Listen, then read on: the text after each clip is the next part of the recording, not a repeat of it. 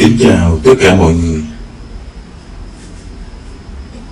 Chào mừng mọi người quay lại với kênh Kẻ Bí Ẩn, với mục đích chia sẻ cho mọi người những câu chuyện tâm linh thực tế mà bản thân con đã trải qua. Đồng thời con cũng muốn tìm kiếm cộng đồng có trải nghiệm giống con để có thể cùng chia sẻ và kết nối nhiều hơn, sẽ hiểu biết hơn về thế giới tâm linh. Nếu hữu duyên, con hy vọng có thể giải đáp được những thắc mắc cho chính bản thân mình mấy lâu nay. Con xin phép tiếp tục phần 2 của chuỗi video giải mộng. Con xin phép kể lại cái câu chuyện thực tế của chính bản thân mình đã trải nghiệm. Câu chuyện số 3: xuất hồn bay trên nóc nhà. Thì khi con còn ở bên ngôi nhà cũ trong một quận ở Sài Gòn, cũng như những tập trước, con cũng đã chia sẻ toàn bộ khu vực nhà mình đã được xây dựng trên khu Nhị Tỳ cũ ngày xưa. Thì các giấc mơ của con xuất hiện dường như liên tục trong vòng 1 đến 2 năm. Thì lúc đó con vẫn còn là một thanh niên trẻ tuổi. Trong giai đoạn này, con có xuất hiện một thói quen là rất là dễ ngủ, và con ngủ rất là say bất kể thời điểm, địa điểm nào, thời gian nào. Ngủ rất là dễ và rất là say. Thì tiếp sau đó thì những giấc mơ sẽ xuất hiện. Cũng kể từ ngày gặp tiểu đội các chiến sĩ vong thân, thì tiếp nối sau đó là những giấc mơ vẫn rất là kỳ lạ. Và sau khi con thức dậy đều rơi vào tầm 2 đến 4 giờ sáng, thì cứ liên tục như vậy. Và các cái giấc mơ này nó thật đến nỗi con chưa bao giờ quên được một giấc mơ nào cho đến ngày hôm nay. Rồi con lại đi tìm kiếm cái câu hỏi cho bản thân mình. Rồi cũng từ đây, con hoàn toàn gần như là giấu kín hết các giấc mơ kỳ lạ này.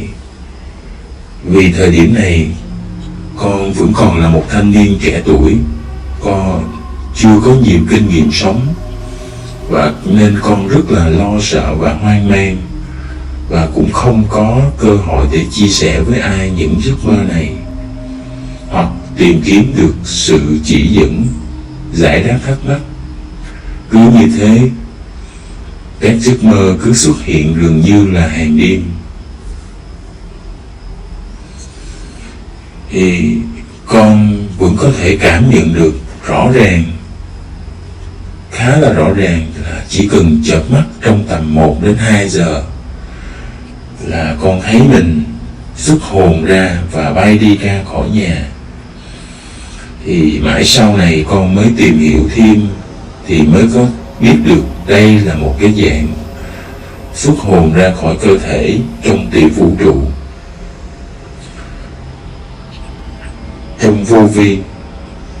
Thì cảm giác này nó thật đến mức con có thể đi trên những cái nóc nhà, nó lợp những cái viên ngói mà ngày xưa khu vực quanh nhà con thì nó không có lợp những cái mái tôn nhiều như bây giờ. Đa phần là họ lợp bằng ngói, những cái viên ngói màu vàng vàng mà mọi người thấy. Thì con có thể cảm nhận được mình đi trên từng cái viên ngói như vậy. Cứ như thế, con đi khá là dễ dàng trên các cái ngôi nhà như vậy, và chỉ cần nhún nhẹ một cái là con có thể nhảy sang vài căn nhà khác. Rồi con lại đi chơi khắp mọi nơi, đi qua một con xóm cách nhà con tầm vài cây số thôi, và chơi với những cái đám nhỏ và những cái đám thanh niên trạc tuổi của mình lúc đó. Và cái điều đặc biệt là đám nhỏ này và cái đám thanh niên đó cũng có khả năng bay nhảy giống con luôn, cũng có năng lực như vậy, thì mọi người cùng nhau vui chơi rất là vui vẻ. Thì sau khi chơi với nhau chán rồi thì lại đường ai nấy về, thì cứ bay nhảy trên các ngôi nhà về lại nhà của mình. Thì con chỉ cần nhảy nhẹ lên là tự nhiên cái cơ thể mình nó bay cao cao lên một cách rất là nhẹ nhàng, rất là khó để diễn tả cái điều này. Thì cho đến khi con nhìn thấy được mái nhà của mình thì đột nhiên lúc đó con lại tỉnh giấc lại. Thì thường những cái giấc mơ này thì khi tỉnh lại con nhìn đồng hồ nó lại rơi vào tầm 2 đến 3 giờ sáng. Thì cứ hàng đêm nó cứ xuất hiện như vậy. Thì khi nhìn mái nhà về lại thì con cảm giác giống như, thì sau này con đoán là giống như cái hồn mình nó quay về với cái thân xác của mình lúc đó. Con lại tự hỏi là không lẽ mình bị hoang tưởng rất là nặng như vậy, mà tại sao con có thể cảm giác rất là rõ ràng mọi thứ, là con đã xuất hồn ra và bay trên những cái nóc nhà như vậy. Những cái thắc mắc này nó lại tiếp tục đeo bám mình suốt nhiều năm nay. Thì theo mọi người, cái giấc mơ này của con nên giải mộng như thế nào để hiểu cho đúng?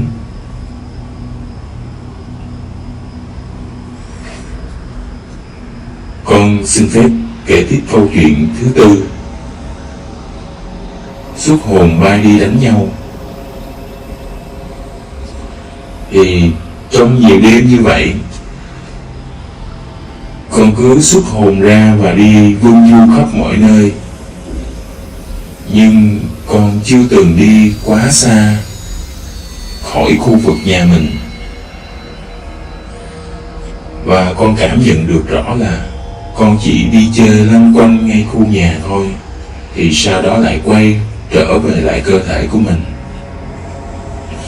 Thì trong một cái đêm như vậy, như thường lệ, con lại xuất hồn đi xung quanh chơi ở khu vực nhà. Thì lúc đó con mới bắt gặp là một nhóm thanh niên. Nhóm người đó nó đang vây quanh một cái vài người và chuẩn bị tấn công họ. Thì ngay lập tức từ trên nóc nhà con nhảy xuống và tiến đến để ngăn cản lại, với mục đích là con lúc đó giống như con đang muốn bảo vệ những cái người đang chuẩn bị sắp bị tấn công.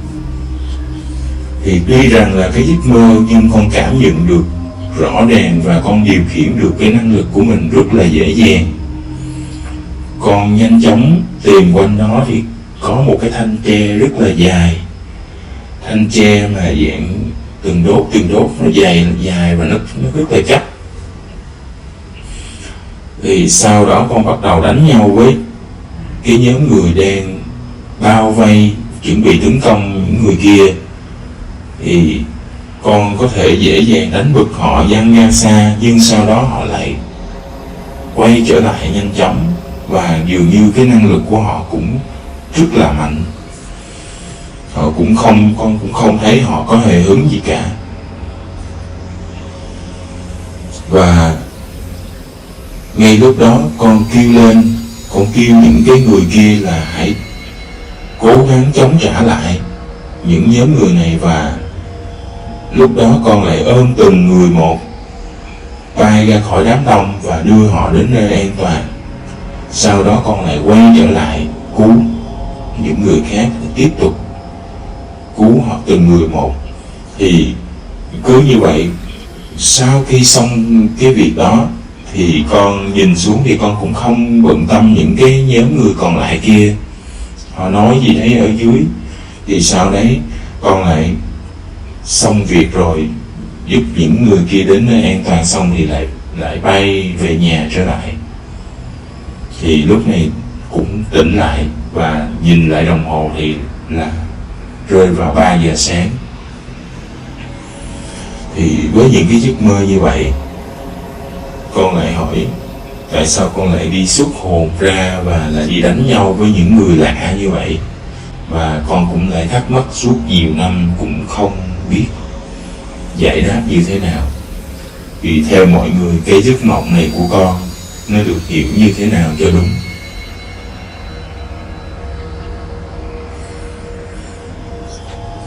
Con xin phép chia sẻ tiếp câu chuyện số 5. Ăn đám giỗ với ông bà tổ tiên. Thì con cũng chưa từng chia sẻ câu chuyện này cho người thân hay bạn bè, vì đã rất là nhiều lần con mơ thấy mình ăn tiệc cùng với những người thân đã mất ngay tại ngôi nhà mình đang ở lúc đó. Thì nhưng cái điều kỳ lạ là trong cái giấc mơ của con lại không hề cảm nhận được những người thân của mình đã mất, ông bà tổ tiên của mình, mà cảm giác rất là thân thuộc và rất là bình thường. Chỉ sau khi con tỉnh dậy, con tỉnh dậy một hồi lâu và dần dần con lấy lại được ý thức, thì con mới nhận ra là mình đang nằm mơ, đó chỉ là một cái giấc mộng. Thì trong các đêm thì có cái đêm đó, sau cái giai đoạn con xuất hồn đi phương du khắp nơi, chơi đùa, vui vẻ, thì dần dần cái hiện tượng này nó lại mất đi theo thời gian. Thì con chuyển qua nằm mơ, thấy mơ vào buổi trưa thì con đi trên lầu, nhà con lúc đó nó có một cái lầu, thì đi trên lầu xuống thì thấy ngay trước cửa nhà mình, cả ngoài cái ven đường trước nhà mình, trước hẻm, thì có tổ chức khoảng 4 đến 5 bàn tiệc. Sau đó con đi xung quanh những cái bàn tiệc, trò chuyện với mọi người một cách rất là vui vẻ. Thì con thấy được ông bà của con là những người đã mất cách đó là 5-6 năm, và nét mặt của các vị rất là vui vẻ trong buổi tiệc. Còn những vị khác thì con chỉ biết là giống như hàng xóm của mình, hàng xóm láng giềng của gia đình, nhưng thực sự con không thể nhìn rõ được mặt của họ, con không thấy rõ được mặt. Thì con cứ đi xung quanh và trò chuyện với mọi người một cách rất là vui vẻ, mọi người ăn tiệc rất là náo nhiệt. Thì cứ như vậy đi xung quanh nói chuyện cho đến khi con tỉnh giấc lại. Thì con lại tự hỏi là tại sao con lại nhìn thấy ông bà tổ tiên của mình mất trong nhiều năm trong cái buổi tiệc như vậy. Ông bà tổ tiên của con đang muốn chỉ dẫn hay nói với con điều gì? Cứ như vậy con cũng lại thắc mắc suốt nhiều năm, và con cũng chưa biết hiểu những giấc mơ này như thế nào. Thì theo mọi người, giấc mơ này của con được giải mộng như thế nào cho đúng? Thì thay cho lời kết, con thực sự là con vẫn không thể hiểu hết được thế giới tâm linh, nhưng con luôn luôn tin tưởng rằng thế giới tâm linh là hoàn toàn có thực và vô cùng huyền bí. Chỉ là chúng ta chưa hiểu hết được về thế giới tâm linh. Thì con hy vọng rằng sau mỗi video của con có nhiều người đồng cảm hơn và quan tâm đến tình huống trải nghiệm của con. Mọi người cũng có thể chia sẻ thêm những câu chuyện tâm linh của bản thân mình đã trải nghiệm thực tế qua địa chỉ email hoặc Facebook của kênh Kẻ Bí Ẩn theo nội dung chia sẻ bên dưới. Kẻ bí ẩn của con sẽ là mặt đối lập của kênh Vũ trụ tỉnh thức, vì thực sự con cũng đang là một linh hồn tỉnh thức, nên kênh Vũ trụ tỉnh thức cũng sẽ phù hợp với những cộng đồng người tỉnh thức tìm kiếm sự chia sẻ và kết nối. Con cảm ơn mọi người rất nhiều. Chúc mọi người thật bình an và an lạc trong cuộc sống.